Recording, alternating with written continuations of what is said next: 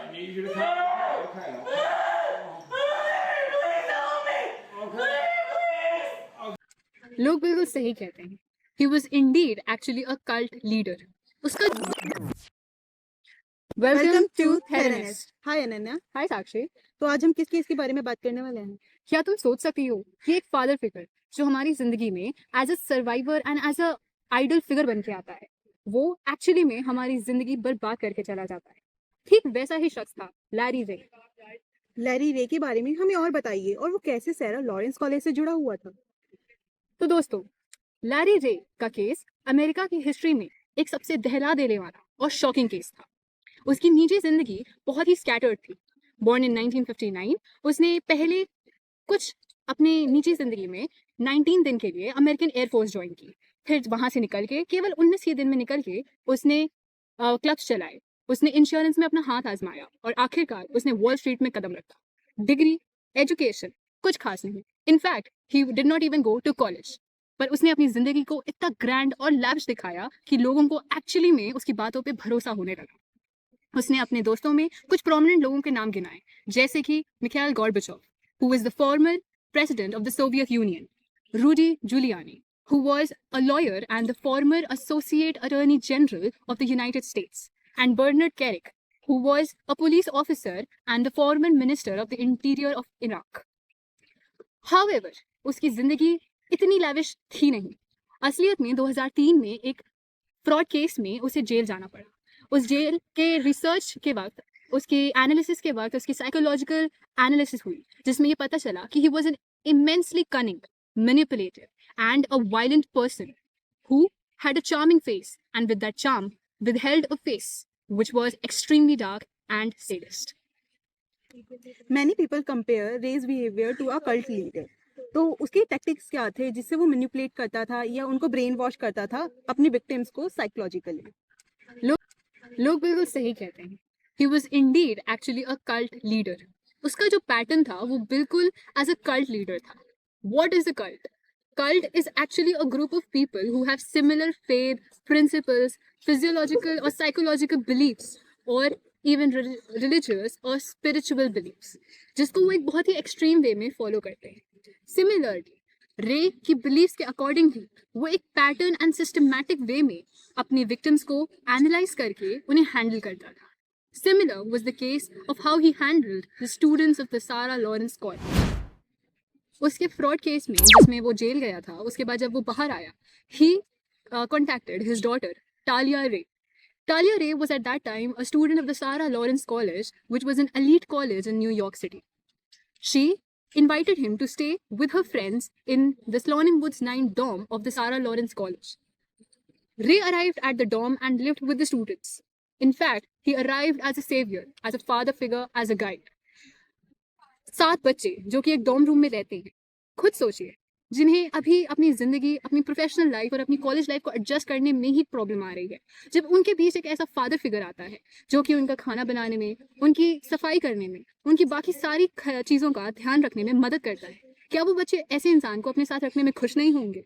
वो बिल्कुल होंगे. In fact they were more than happy to have a man live with them who was like a mother, a father, and a caretaker, and at times when needed, a friend, a very needed friend they needed. Hence started the manipulative pattern of Larry Ray. उसने अपने हर एक victim को strategically एक एक करके victimise किया. 7 victims, and each was victimised individually and very systematically. उसका pattern कुछ ऐसा था. सबसे पहले वो अपने हर विक्टिम्स को थेरेपी सेशंस के नाम पे उनको इंडिविजुअली जाके उनकी दुख और दर्द सुनता था, उनका ट्रॉमा सुनता था और उनको सिंपथाइज और एम्पथाइज करता था. फिर वो उसी वल्नरेबिलिटी और उनके ट्रॉमा को वेपनाइज करके उन्हीं के खिलाफ यूज करता था. उसने ऐसे ही अपने हर विक्टिम को पहले इंडिविजुअली उनके ट्रॉमा को लेके वेपनाइज किया और फिर सारे बच्चों का साथ में थेरेपी सेशंस लिए, which was called the family sessions, जिसमें वो 90% टाइम खुद ही बोलता था, लेकिन उसमें वो सब कुछ ऐसा ही बोलता था जैसे कि तुम्हारा जो ट्रॉमा है वो तुम्हारे ही घर वालों की वजह से है. It is because of some childhood event is why you are being traumatised and why you are sad right now. That was the pattern of how he manipulated them. फिर वो उस मैनिपुलेशन से आगे बढ़ता है, उनको सिंपथाइज करते करते वो धीरे धीरे उन्हें ह्यूमिलिएट और गैसलाइट करना शुरू करता है। गैसलाइटिंग, ह्यूमिलिएशन धीरे धीरे physical, sexual and emotional abuse में बदलता जाता है। वो इतना एक्सट्रीम हो जाता है कि बच्चों को अपने खुद के ही इमोशंस और उनकी थिंकिंग पे भरोसा नहीं रहता है। इनफैक्ट वो इस कदर कंट्रोल खोते हैं कि उनको लैरी की कही हुई झूठी बातें भी सच लगने लगती हैं कि हाँ, जो वो बोल रहा है हो सकता है ऐसा सच में हुआ हो, और शायद वही रीजन है कि मैं आज इतना दुखी और ट्रॉमेटाइज्ड हूँ। इस केस में काफी विक्टिम्स हैं, जैसे कि Isabella Pollock, Daniel Levin and many others. क्या आप उनके एक्सपीरियंस के बारे में हमें और बता सकती हैं, और वो कैसे इस ऑर्बिट में फंस गए रे के? बिल्कुल, एक्चुअली विक्टिम्स तो साथ थे और उसने सारे ही विक्टिम्स को लगभग सेम ही पैटर्न में हैंडल किया, पर हर एक विक्टिम की कहानी यूनिक और एक्सट्रीमली डिस्टर्बिंग थी। सबके में कुछ ना कुछ ऐसे एलिमेंट्स थे जो शायद ही कभी किसी ने सुने होंगे। तो उन 7 विक्टिम्स में पहली और सबसे important victim I guess Isabella Pollock होगी, जो कि लैरी रे की बेटी टालिया रे की बेस्ट फ्रेंड थी। इजाबेला पॉलॉक एक बहुत ही शांत एंड इंट्रोवर्ट लड़की थी। शायद इसी का फायदा उठाते हुए लैरी रे ने उसको अपना सबसे पहला शिकार बनाया। उसने इजाबेला पॉलॉक को अपना सबसे ट्रस्टेड ल्यूटेनेंट बताया। वो उसके सारे बैंक अकाउंट हैंडल करती थी, पैसे का इनफ्लो एंड आउटफ्लो हैंडल करती थी। इनफैक्ट वो दोनों सारा लॉरेंस कॉलेज के dorm room which was the Slonim 9 Woods, उसमें साथ में एक ही रूम में रहते थे। इजाबेला पॉलॉक ने ये भी कहा है कि वो उसकी वाइफ थी, which was not very legal since वो उस वक्त एक कॉलेज में ही थी, बट तब भी she was one of the most trusted aides of Larry Ray. उसने कोर्ट टेस्टिमोनियल्स में ये बिल्कुल माना है कि मैं शर्मिंदा हूँ, लैरी रे ने मुझे बिल्कुल ही ब्रेन वॉश कर दिया और मैं अपने आप को बिल्कुल जानती ही नहीं। However, she was one of the most trusted lieutenants.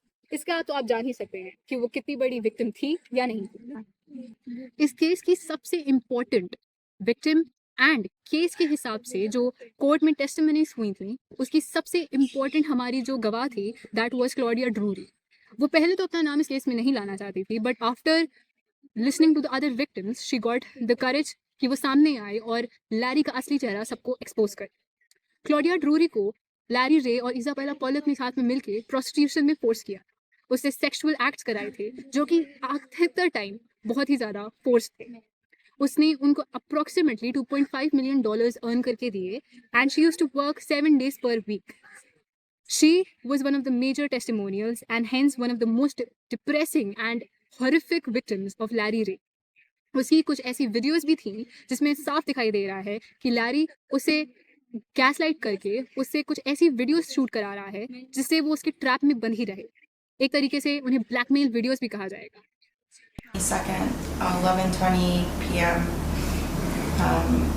I'm making a video statement to say that I never stopped poisoning Lawrence Ray, Talia Ray when she was in my proximity, Isabella Pollock, Felicia Rosario.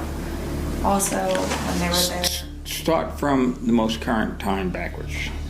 Most current time. And first, are you making this by your own free will? Yes. Anybody pay you? उसका तीसरा सबसे important victim था Daniel Lewin. Daniel Lewin जब Larry रे से मिला था तो वो एक ब्रेकअप से गुजर रहा था, सो शायद इसीलिए वो इतना इमोशनली वनरेबल था कि रे ने उसकी उसी इमोशनल वनरेबिलिटी का फ़ायदा उठाया और उसे मैनिपुलेट करके उसको अपनी बातों में ले लिया। उसका मैनिपुलेशन इतना ज़्यादा हो गया था कि डैनियल ने अपनी बुक स्लोनिम वुड्स 9 जो कि 2021 में पब्लिश हुई, which is one of the most important survival accounts till date of that cult, में बताया कि लैरी ने उसे इतना ज़्यादा ह्यूमिलिएट एंड गैसलाइट किया, इनफैक्ट उस पर गलत आरोप लगाए कि वो उन आरोपों को भी सच मानने लगा था। In fact there is a video जिसमें लैरी डैनियल को ब्लैकमेल करता है कि अगर तुमने मुझे सच नहीं बताया तो मैं तुम्हारी टंग को प्लायर से खींच दूंगा, and the person who is recording is actually laughing. So you can see कुछ दिनों बाद उसे इतना ज़्यादा ह्यूमिलिएटेड एंड गैसलाइटेड फील हुआ कि लेविन ने फिर सोचा कि अब मुझे ये ज़िंदगी और नहीं जीना, और उसने फैसला कर लिया कि वो ये कल्ट छोड़ के जा रहा है, एंड उस दिन he chose his freedom. Felicia Rozario मुझे लगता है ये लैरी रे की सबसे इम्पोर्टेंट विक्टिम्स में से, बिकॉज वो ना ही एक कॉलेज ग्रेजुएट थी बल्कि वो हार्वर्ड एंड कोलंबिया ग्रेजुएट के साथ साथ एक मेडिकल प्रैक्टिशनर भी थी, जो कि कोलंबिया से अपनी प्रैक्टिसिंग डिग्री ले रही थी। इसीलिए जब उसके भाई सांतोस रोजारियो ने उसे लैरी रे से मुलाकात करवाई, वो इंस्टेंटली लैरी रे से चार्म हो गई एंड धीरे धीरे वो फोन पे उससे बात करने लगी। ये फोन की बातें धीरे धीरे एक अट्रैक्शन में बदल गई और वो दोनों एक म्यूचुअली अट्रैक्टेड रिलेशनशिप में आ गए। उसने फेलिशिया को कुछ इस तरीके से तोड़ा कि उसके पीछे कुछ लोग आ रहे हैं। इस डर में फेलिशिया ने अपनी हार्वर्ड और मेडिकल डिग्री सब छोड़ के, सारी प्रैक्टिशनर्स छोड़ के वो आके लैरी के साथ रहने लगी। उस वक्त तक लैरी ने स्लोनिम वुड्स नाइम डॉम छोड़ के एक अलग अपार्टमेंट में अपने सारे विक्टिम्स के साथ रहने लगा था। इसीलिए वहां पे उसका एक नया कल्ट शुरू हुआ, जहां उसने फेलिशिया के साथ साथ बाकी सारे विक्टिम्स को बहुत ही गंदे सेक्सुअल एक्ट्स में इंक्लूड किया, उनको ह्यूमिलिएट किया और उनको डिग्रेड किया। फिर आती है the next victim, who is Yalitza Rosario. Yalitza Rosario Rosario siblings में middle child and younger sister of Felicia Rosario. लेकिन वो इस केस टेस्टिमोनियल्स और पब्लिक लाइमलाइट से दूर है, इसीलिए हमें उसके बारे में ज़्यादा कुछ नहीं पता। हालांकि ये तो पता है सबको कि उन 7 विक्टिम्स में से एक यिलिट्सिया रोजारियो भी थी और उसके सिबलिंग्स ने ये कन्फेस किया है कि हम सब की तरह यिलिट्सिया भी उसी सेम ह्यूमिलिएशन, डिग्रेडेशन और मैनिपुलेशन वाले पैटर्न से गुजरी थी एंड लैरी रे का शिकार बनी थी। उसकी अगला विक्टिम था रोजारियो सिबलिंग्स का youngest brother named Santos Rosario. Santos Rosario भी सेम पैटर्न से गुजरा, उसको बहुत ज़्यादा डिग्रेड, ह्यूमिलिएट किया गया। एक वीडियो सरफेस हुई थी जिसमें साफ दिख रहा था कि वो लैरी रे के मैनिपुलेटिव एंड कंट्रोलिंग वे में इतना आ गया था कि लैरी ने उससे कहा कि तुम्हें अपनी बहन को यहाँ से हिलने नहीं देना है। वो बहन थी फेलिशिया रोजारियो। उस वीडियो में साफ दिख रहा है कि फेलिशिया सोफे पे बैठी हुई है और जब जब वो उठ रही है, सांतोस रोजारियो अपने आप को थप्पड़ मार रहा है। This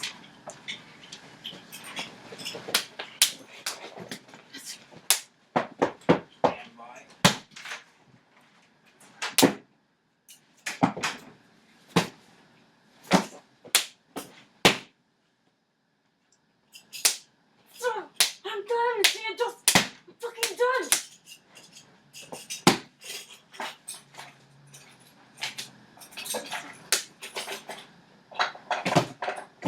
That's it. This shows the way and the extent to how much Larry ने अपने हर विक्टिम को कंट्रोल कर रखा था कि वो बिना सोचे समझे उसके सारे डायरेक्शंस को फॉलो करते। अगली विक्टिम थी टालिया रे। टालिया रे लैरी रे की बेटी थी। हाउएवर ये सब जानते थे, उसके सारे दोस्त, विक्टिम्स एंड सब जानते थे कि टालिया रे एक बहुत ही बिगड़ी हुई या फिर फादर्स डॉटर थी और पापास गर्ल थी। उसने हमेशा से ही अपने फादर को फेवर किया है और जब भी उससे किसी भी बात करो, घूम फिर के उसकी बातें उसके फादर लैरी रे पे ही आती थी। Like, do you know how nice my father is और how influential my father is. इसीलिए उसे एक विक्टिम कहना भी कुछ लोग गलत समझते हैं, because she was a voluntary person who actually sat there and witnessed all of this. उसने सब कुछ देखा, पर क्या उसने रोकने की कभी कोशिश की? इसीलिए टालिया रे का विक्टिमाइज होना एक्चुअली 2 पहलू में है। एक पहलू जो ये कहता है कि वो तो उसकी बेटी थी, वो बचपन से ही उसे ब्रेन वॉश कर चुका था, तो क्या सच में टालिया रे उसी एक विक्टिम थी? और दूसरा पहलू ये कि वो विक्टिम तो थी, पर क्या वो बड़े होकर उसने अपने खुद का दिमाग यूज नहीं कर सकती थी? क्या वो उस विक्टिम्स, जब वो टॉर्चर हो रहे थे, डिग्रेड हो रहे थे, ह्यूमिलिएट हो रहे थे, क्या वो उसे रोक नहीं सकती थी तब जबकि वो एक लॉ स्टूडेंट थी? क्योंकि लैरी रे ने कभी भी अपनी बेटी को इन सेक्सुअल एक्ट्स में फोर्सफुली एंगेज नहीं किया, इनफैक्ट उसे लॉ कॉलेज के लिए आगे प्रमोट किया।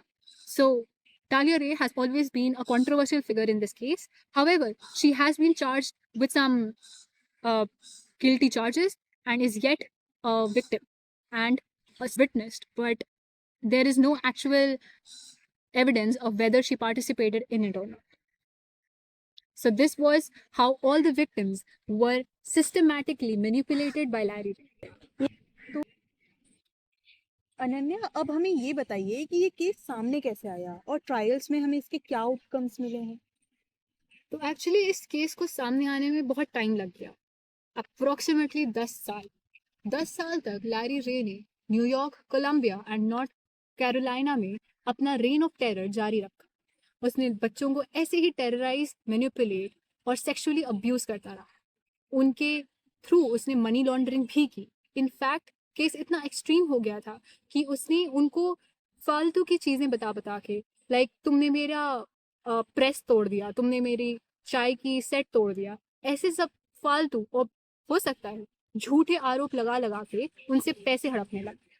बात इतनी ज़्यादा हो गई कि एक इंसिडेंट में सांतोस रोजारियो ने अपनी माँ को कॉल करके कहा कि मुझे पैसे की ज़रूरत है, और उसकी माँ के पास उस वक्त उतने पैसे अवेलेबल नहीं थे। तो उसने एक्चुअली में उन्होंने जाके अपनी सारी प्रॉपर्टी बेच के उसे हेल्प की। तो जब बात इतनी एक्सट्रीम हो गई थी तब भी ये केस बाहर नहीं आया। It was actually Larry Ray's and Isabella Pollok's fault कि ये केस बाहर आया। उन्होंने एक दिन एक website Sarah Lawrence college forum में फ्लोट की। उस वेबसाइट में ये लिखा था कि if anybody wants to hook up और wants to engage in sexual acts then they may contact me, और उस मी के अंदर नाम था क्लॉडिया ड्रूरी। उसमें उसका नाम, उसकी डिटेल्स और उसका नंबर था। It was basically a firm which was to engage people in sexual acts on the campus or anywhere they wanted, and the person being victimized was Claudia Drury. उस form को Claudia Drury की एक दोस्त ने देखा जो उस वक्त एक अलमनाई बन चुकी थी। उसने फिर उस फॉर्म के बारे में न्यूयॉर्क टाइम्स के मैगजीन के रिपोर्टर्स को टिप ऑफ दे दी, जिसके थ्रू ये केस एक्चुअली एक आर्टिकल के रूप में न्यूयॉर्क टाइम्स मैगजीन में प्रिंट हुआ। It was this article that forced FBI to actually look into this case, and उन्होंने 2020 में ये केस इन्वेस्टिगेट करना शुरू किया। 2022 में लैरी रे को फाइनली वर्डिक्ट में गिल्टी पाया गया एंड 2023 में उसे फेडरल प्रिजन में जेल कर दी गई। 7 साल इन federal prison and he still currently in prison. उसकी अभी एक पिक्चर रिसेंटली वायरल हुई थी जो कि आप इंटरनेट या कहीं पे भी या हमारी वीडियो के एंड में भी देख सकते हैं, जिसमें ये साफ दिख रहा है how old is he and how bad of a shape is he. तो क्या उस फोटो को देखने के बाद आपको ये लगता है कि उसको अब जेल भेजना वाज एक्चुअली वर्थ इट, या क्या उसको अब ट्रायल या उसके ऊपर केस अब एंड होना या उसके विक्टिम्स का अब सामने आना, क्या उसके विक्टिम्स को सच में कोई हेल्प करेगा? This is upon you and this is how the people perceive it. रही बात उसके ट्रायल के आउटकम्स की, he was actually as I have already told you, उसके बहुत सारे विक्टिम्स सामने आए। उसके विक्टिम्स के चार्जेस के अकॉर्डिंग उसे गिल्टी पाया गया and hence he was in prison for these many years. In fact जो डैनियल लेविन ने अपनी बुक इशू की थी विच वाज द स्लोनिंग वुड्स 9 इन 2021, उसके थ्रू बहुत सारी डॉक्यूमेंट्रीज एंड सीरीज बनी हैं जो कि आप हुलू एंड नेटफ्लिक्स पे देख सकते हैं। उसने इस केस को इतना पॉपुलराइज कर दिया कि लैरी रे को अब एक एविडेंस की भी ज़रूरत नहीं है। उसके खिलाफ इतने एक्चुअल विक्टिम्स हैं जो उसको ऑलरेडी एक guilty murderer of their soul, of their dignity, of their humanity. Therefore, Larry Ray is a proven. Ananya, ये केस हमें क्या सिखाता है, specially psychological manipulation and trust के बारे में? So, Larry Ray का केस एक बहुत ही मैनिपुलेटिव केस है, जैसा कि हम अभी तक समझ ही चुके हैं। इससे हम ये तो कंक्लूड कर ही सकते हैं कि लैरी रे was not only a father, he was a sadist and a master manipulator. To him, वो एक फिलोसफी को फॉलो करता था which was the philosophy of Marcus Aurelius, the quest for potential, जिसके अकॉर्डिंग वो अपने विक्टिम्स का सोल हीलर अपने आप को समझता था। कोर्ट टेस्टिमोनियल्स में ये साफ पाया गया है। मैं आपको ये रीड करके बताती हूँ कि कोर्ट टेस्टिमोनियल्स में साइकोलॉजिस्ट एंड एनालिस्ट ने उसको कैसे डिस्क्राइब किया है। साइकोलॉजिस्ट कहते हैं उसमें नार्सिसिस्ट और हिस्ट्रियोनिक पर्सनालिटी ट्रेट्स थे। वो अपनी चार्म और लाइफ से किसी भी इंसान को डिसार्म कर देता था और फिर उनके ट्रॉमा को रीराइट करके अपना कंट्रोल बनाता था। ये एस्पेक्ट इतना इंटेंस था कि इसके ऊपर जो बुक्स मैंने बताई, स्लोनिंग वुड्स 9, और डॉक्यूमेंट्रीज भी बनी, जो दिखाता है कि कैसे एक मैनिपुलेटर अपने विक्टिम्स के दिमाग के अंदर ही उनका जेल बना देता है। ये केस एक वार्निंग है कि हर मॉन्स्टर अंधेरे में ही नहीं छुपा रहता। कुछ मॉन्स्टर दिन के उजाले में हो सकता है आपके घर में आपके डाइनिंग टेबल पे बैठ के आपको मैनिपुलेट करेंगे। हो सकता है वो आपको ऐसे मैनिपुलेट करें कि आपको समझ ही ना आए और शायद आप धीरे धीरे उनका शिकार बनते जाए। इसीलिए प्लीज सतर्क रहे। हमेशा हर फादर फिगर दिखने वाला इंसान या अपने आप को एज अ मेंटोर बताने वाला इंसान असलियत में आपका सेवियर नहीं होता। Be alert and be very aware of your environment.